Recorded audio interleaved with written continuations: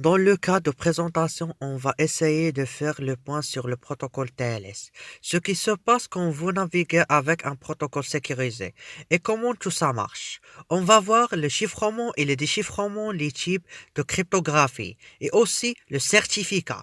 Tout d'abord, on va commencer la définition d'un protocole TLS. C'est un protocole qui permet de sécuriser d'autres protocoles au niveau de la couche application. Par exemple, HTTPS, c'est le protocole de HTTP plus TLS. Mais comment fonctionne le protocole TLS? On va voir euh, tout ça avec Hamza et Fatam Zahra. Pourquoi on a besoin de cette couche de sécurité? Par exemple, vous êtes un client et vous êtes en train de connecter avec votre navigateur. Et vous voulez envoyer vos informations comme votre login et mot de passe au serveur. Et d'autre part, le serveur va naviguer avec vous. Le problème, c'est s'il y a une personne malveillante pour intercepter les informations échangées entre vous et le serveur. C'est pourquoi le TLS chiffre les informations. Donc, c'est quoi le chiffrement? Le chiffrement consiste à chiffrer et cacher les données lisibles et les rendre illisibles par un algorithme de chiffrement et une clé de chiffrement.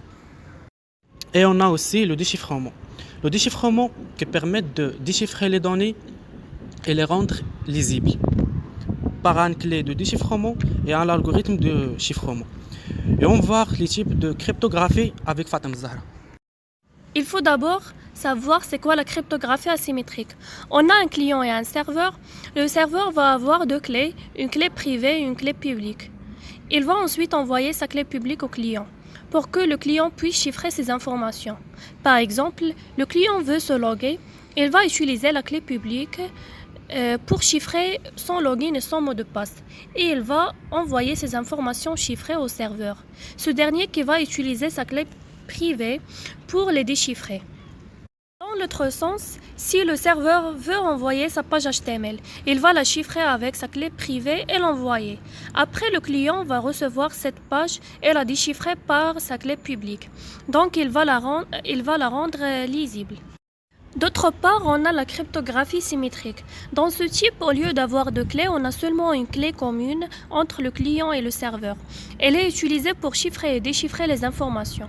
Par exemple, si on a un client veut se loguer, la clé symétrique va chiffrer son login et son mot de passe et les envoyer au serveur qui va les déchiffrer par sa clé symétrique. Cette cryptographie est plus rapide et de performance plus élevée. Mais comment échanger cette clé? Maintenant, on va voir comment bien chiffrer les informations. Lorsque le client va se connecter à un serveur, il va l'envoyer une première requête qui contient les éléments supportés par le navigateur, le type de clé, les algorithmes de chiffrage, le hash qui permet de vérifier l'intégrité d'un message. Après, le serveur va générer un pré-master password et il va le chiffrer et l'envoyer au serveur qui va ensuite déchiffrer ce pré-master password qui permet de générer une clé symétrique. Donc le problème du chiffrement est résolu. Mais il reste un autre problème qui est l'identification. C'est pourquoi on a le certificat. Le certificat est un fichier qui contient au moins une clé publique, information sur le client, information sur le certificat, signature électronique d'une autorité de certification. Finalement, on peut conclure toutes ces étapes. Le client va envoyer sa première requête qui contient la table des informations, qui contient les types des clés, l'algorithme de chiffrement et le hash. Après, le serveur va envoyer au client le certificat qui contient la clé publique. Le navigateur va utiliser son certificat racine qui a déjà dans sa base de données pour vérifier que la signature est correcte, c'est-à-dire le certificat intermédiaire et de confiance.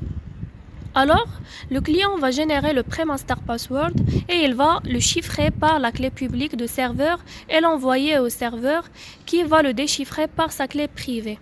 Et enfin, le client et le serveur sont capables de générer une clé symétrique. Donc, on va atteindre l'état final de cryptographie symétrique. Finalement, on peut dire que TLS permet de garantir trois propriétés. Premièrement, authentification.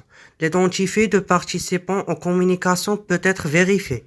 Deuxièmement, sécurité. Personne d'autre ne peut lire l'info parce qu'il est chiffré. Troisièmement, l'intégrité. Les messages de la communication ne peuvent pas être modifiés en route par un adversaire.